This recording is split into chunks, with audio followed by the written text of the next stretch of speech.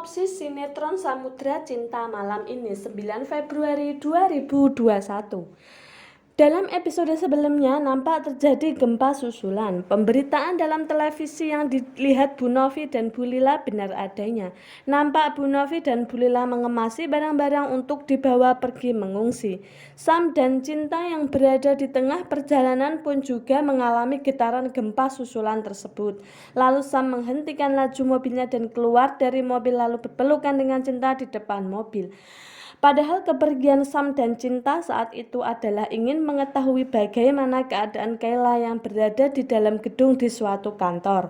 Dan ternyata Doni juga ada di satu gedung bersama Kayla. Doni pun yang terkena reruntuhan perabotan dalam gedung tersebut, namun Doni berhasil menyelamatkan dirinya. Lalu Doni pun beranjak bangun dan mencari Kayla.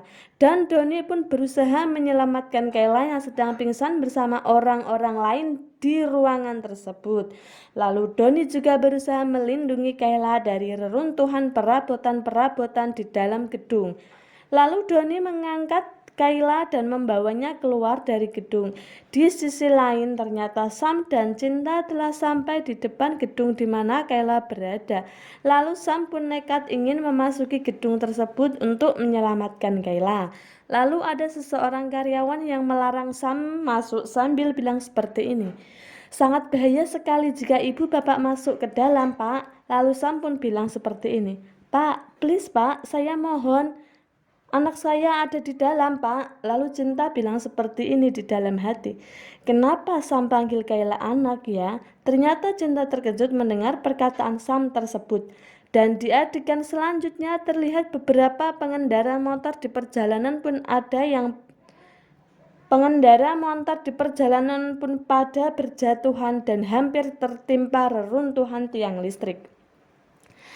Lalu di sisi lain ternyata Intan juga sedang pingsan di suatu tempat perusahaan di mana Ariel juga berada di situ. Dan Ariel pun melihat Intan yang sedang pingsan lalu mengangkatnya dan membawa Intan ke tempat yang lebih aman dari jejatuhan benda-benda akibat gempa yang dahsyat tersebut. Dan di adegan selanjutnya terlihat Sam dan Cinta berhasil masuk ke suatu gedung di mana ada Kayla di dalamnya.